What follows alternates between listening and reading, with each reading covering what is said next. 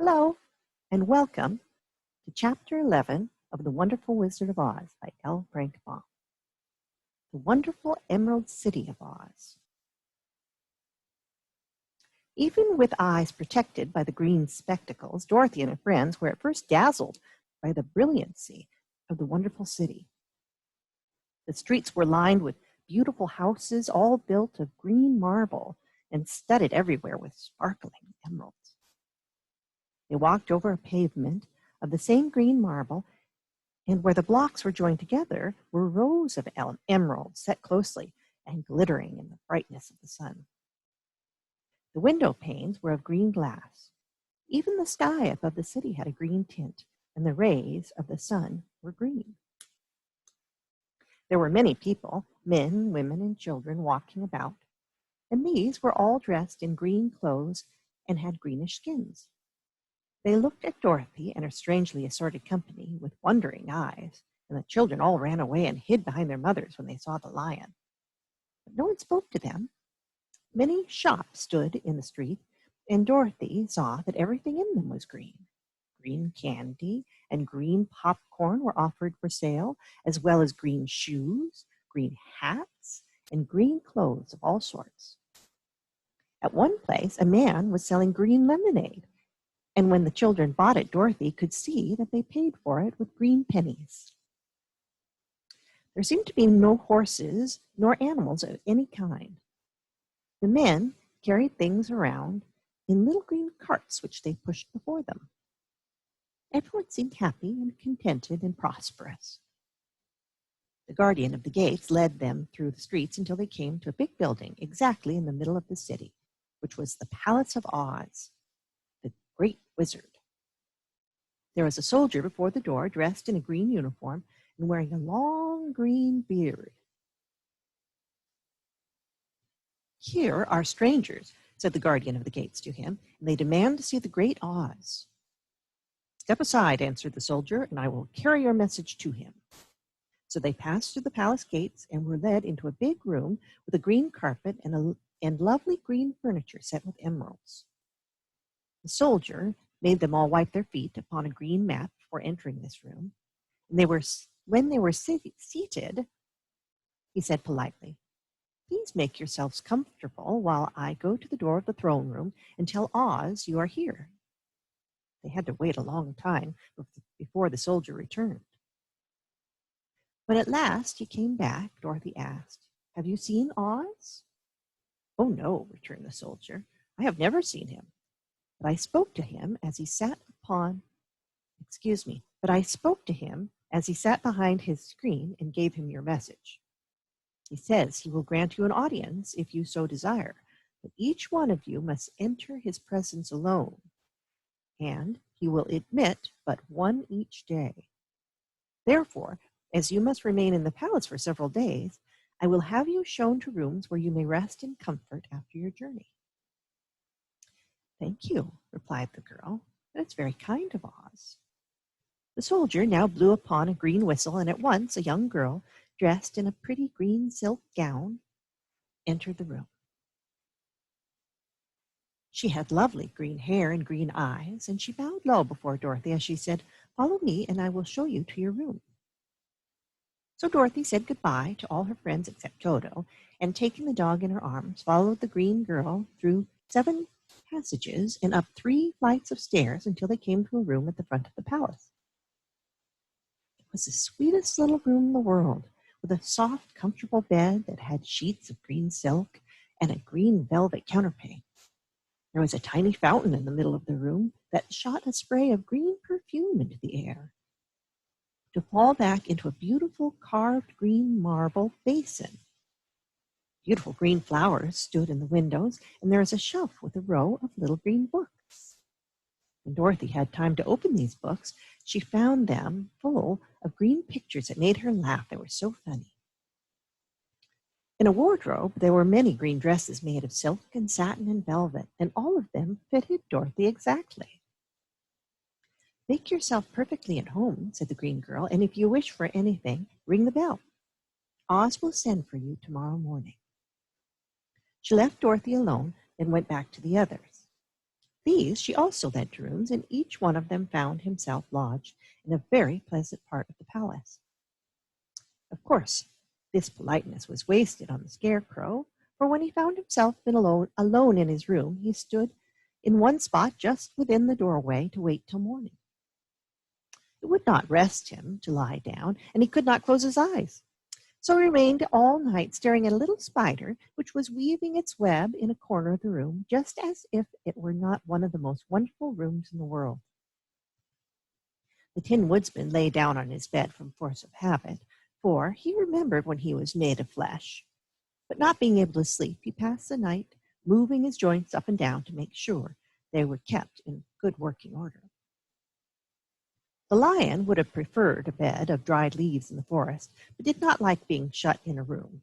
But he had too much sense to let this worry him, so he sprang upon the bed and rolled himself up like a cat and purred himself to sleep in a minute. The next morning, after breakfast, the Green Maiden came to fetch Dorothy, and she dressed her in one of the prettiest gowns made of green brocaded satin. Dorothy put on a green silk apron and tied a green ribbon around Toto's neck, and they started for the throne room of the Great Oz. First, they came to a great hall in which were many ladies and gentlemen of the court, all dressed in rich costumes. These people had nothing to do but talk to each other, but they always came to wait outside the throne room every morning, although they were never permitted to see Oz. As Dorothy entered, they looked at her curiously, and one of them whispered, "Are you really going to look upon the face of Oz the Terrible?" "Of course," answered the girl, "if he will see me." "Oh, he will see you," said the soldier, who had taken her message to the wizard, although he does not like to have people ask to see him. Indeed, at first he was angry and said I should send you back where you came from. Then he asked me what you looked like, and when I mentioned your silver shoes, he was very much interested. At last, I told him about the mark upon your forehead, and he decided he would admit you to his presence. Just then, a bell rang, and the green girl said to Dorothy, "That is the signal. You must go to the throne room alone." She opened a little door, and Dorothy walked boldly through and found herself in a wonderful place. It was a big round room with a high arched roof, and the walls and ceiling and floor were covered with large emeralds set closely together. In the center of the roof was a great light as bright as the sun, which made the emeralds sparkle in a wonderful manner. But what interested Dorothy most was the big throne of green marble that stood in the middle of the room. It was shaped like a chair and sparkled with gems, as did everything else. In the center of the chair was an enormous head, without body to support it or any arms or legs whatever. There was no hair upon this head, but it had eyes and nose and mouth and was bigger than the head of the biggest giant. As Dorothy gazed upon this in wonder and fear, the eyes turned slowly and looked at her sharply and steadily. Then the mouth moved, and Dorothy heard a voice say, "I am Oz, the great and terrible. Who are you, and why do you seek me?" It was not such an awful voice as she had expected to come from the big head, so she took courage and answered, "I am Dorothy, the small and meek. I have come to you for help." The eyes looked at her thoughtfully for a full minute. Then said the voice, "Where did you get the silver shoes?" "I got them from the Wicked Witch of the East when my house fell on her and killed her," she replied. "Where did you get the mark upon your forehead?" continued the voice. "That is where the Good Witch of the North kissed me when she bade me goodbye and sent me to you," said the girl. Again the eyes looked at her sharply, and they saw she was telling the truth. Then Oz asked, "What do you wish me to do?" "Send me back to Kansas, where my Aunt Em and Uncle Henry are," she answered earnestly. "I don't like your country, although it is so beautiful, and I'm sure Aunt Em will be dreadfully worried over my being away so long." The eyes blinked 3 times, and then they turned up to the ceiling and down to the floor and rolled around so queerly that they seemed to see every part of the room. And at last they looked at Dorothy again. "Why should I do this for you?" asked Oz. Because you are strong and I am weak. Because you are a great wizard and I am only a helpless little girl, she answered. But you are strong enough to kill the wicked witch of the East, said Oz. That just happened, returned Dorothy simply. I could not help it. Well, said the head, I will give you my answer. You have no right to expect me to send you back to Kansas unless you do something for me in return. In this country, everyone must pay for everything he gets. If you wish me to use my magic power to send you home again, you must do something for me first. Help me, and I will help you. What must I do? Asked the girl. Kill the wicked witch of the West, answered Oz. But I cannot, exclaimed Dorothy, greatly surprised. You killed the wicked witch of the East, and you wear the silver shoes which bear a powerful charm. There is now but one wicked witch left in all this land, and when you can tell me she is dead, I will send you back to Kansas, but not before. The little girl began to weep. She was so much disappointed. And the eyes blinked again and looked upon her anxiously, as if the great Oz felt that she could help him if she would. I never killed anything willingly, she sobbed, and even if I wanted to, how could I kill the wicked witch? If you, who are great and terrible, cannot kill her yourself, how do you expect me to do it? I do not know, said the head. That is my answer, and until the wicked witch dies, you will not see your uncle and aunt again. Remember that the witch is wicked, tremendously wicked, and ought to be killed. Now go, and do not ask to see me again until you have done your task. Sorrowfully, Dorothy left the throne room and went back where the lion and the Scarecrow and the Tin Woodsman were waiting to hear what Oz had said to her. There is no hope for me, she said sadly, for Oz will not send me home until I have killed the wicked witch of the West, and that I can never do. Her friends were sorry, but could do nothing to help her, so she went to her own room and lay down on the bed and cried herself to sleep. The next morning, the soldier with green whiskers came to the Scarecrow and said, "Come with me, for Oz has sent you."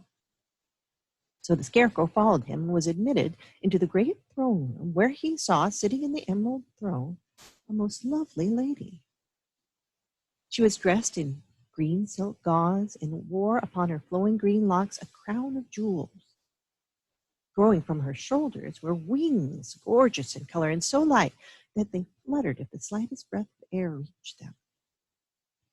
When the Scarecrow had bowed as prettily as his straw stuffing would let him before this beautiful creature, she looked upon him sweetly and said, "I am Oz, the great and terrible.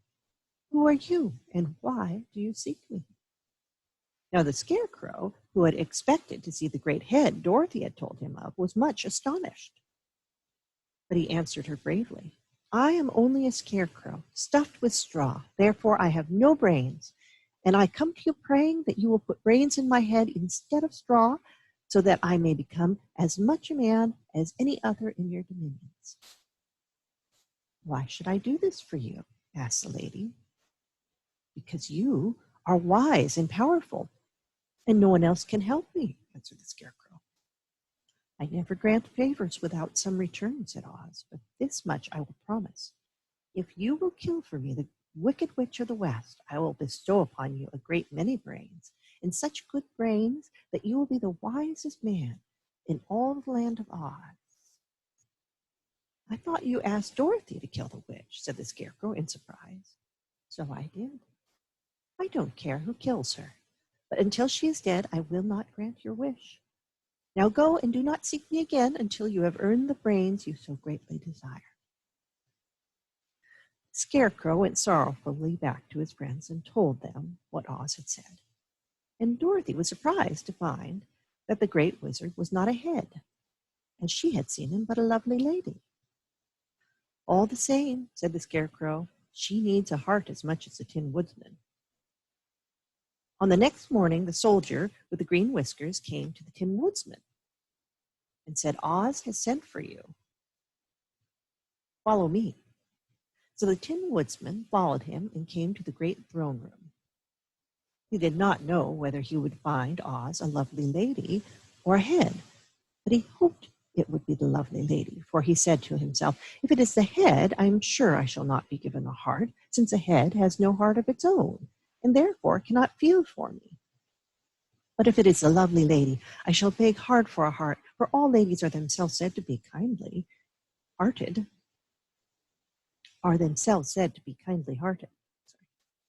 But when the woodsman entered the great throne, But when the woodsman entered the great throne room, he saw neither the head nor the lady, for Oz had taken the shape of a most terrible beast. It was nearly as big as an elephant, and the green throne seemed hardly strong enough to hold its weight. The beast had a head like that of a rhinoceros, only there were 5 eyes in its face. There were 5 long arms growing out of its body, and it also had 5 long, slim legs. Thick, woolly hair covered every part of it, and a more dreadful-looking monster could not be imagined. It was fortunate the Tin Woodsman had no heart at that moment, for it would have beat loud and fast from terror. But being only tin, the woodsman was not at all afraid, although he was much disappointed. "I am Oz, the great and terrible," spake the beast in a voice that was one great roar. "Who are you, and why do you seek me?" "I am a woodsman made of tin. Therefore I have no heart and cannot love. I pray you to give me a heart that I may be as other men are." "Why should I do this?" demanded the beast. "Because I ask it, and you alone can grant my request," answered the woodsman. Oz gave a low growl at this, but said gruffly, "If you indeed desire a heart, you must earn it." "How?" asked the woodsman. "Help Dorothy to kill the Wicked Witch of the West," replied the beast. "When the witch is dead, come to me, and I will then give you the biggest and kindest and most loving heart in all the land of Oz." So the Tin Woodsman was forced to return sorrowfully to his friends and tell them of the terrible beast he had seen. All wondered greatly at the many forms the great wizard could take upon himself, and the lion said, "If he is a beast, when I go to see him, I shall roar my loudest, and so frighten him that he will grant all I ask. And if he is the lovely lady, I shall pretend to spring upon her, and so compel her to do my bidding. And if he is a great head, he will be at my mercy, for I will roll this head all about the room until he promises to give us what we desire. So be of good cheer, my friends, for all will yet be well."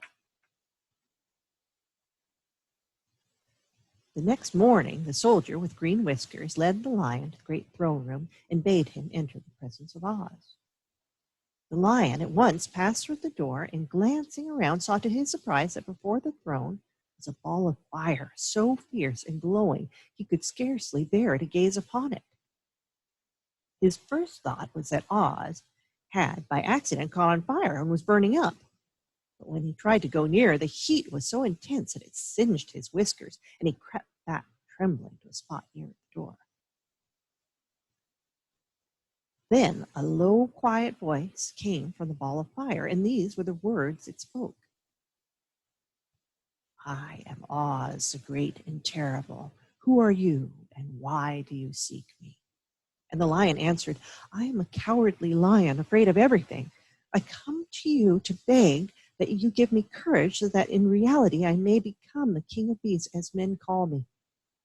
"Why should I give you courage?" demanded Oz. "Because of all wizards, you are the greatest and alone have power to grant my request," answered the lion. The ball of fire burned fiercely for a time, and the voice said, "Bring me proof that the Wicked Witch is dead, and that moment I will give you courage. But so long as the witch lives, you must remain a coward."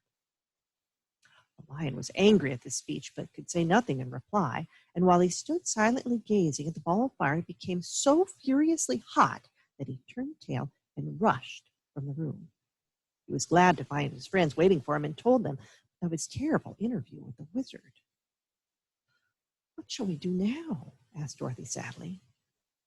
"There is only one thing we can do," returned the lion, "and that is to go to the land of the Winkies, seek out the Wicked Witch, and destroy her." "But suppose we cannot," said the girl. "And I shall never have courage," declared the lion. "And I shall never have brains," added the Scarecrow. "And I shall never have a heart," spoke the Tin Woodsman. "And I shall never see Aunt Em and Uncle Henry," said Dorothy, beginning to cry. "Be careful," cried the green girl. "The tears will fall on your green silk gown and spot it." So Dorothy dried her eyes and said, "I suppose we must try it, and I'm sure I do not want to kill anybody, even to see Aunt Em again." "I will go with you, but I am too much of a coward to kill the witch," said the lion. "I will go too," declared the Scarecrow, "but I shall not be of much help to you. I'm such a fool." "I haven't the heart to harm even a witch," remarked the Tin Woodsman, "but if you go, I certainly shall go with you." Therefore it was decided to start upon their journey the next morning, and the woodsman sharpened his axe on a green grindstone and had all his joints properly oiled. The Scarecrow stuffed himself with fresh straw, and Dorothy put new paint on his eyes that he might see better. The green girl, who was very kind to them, filled Dorothy's basket with good things to eat, and fastened a little bell around Toto's neck with green ribbon. They went to bed quite early and slept soundly until daylight, when they were awakened by the crowing of a green cock that lived in the backyard of the palace, and the cackling of a hen that had laid a green egg. The end.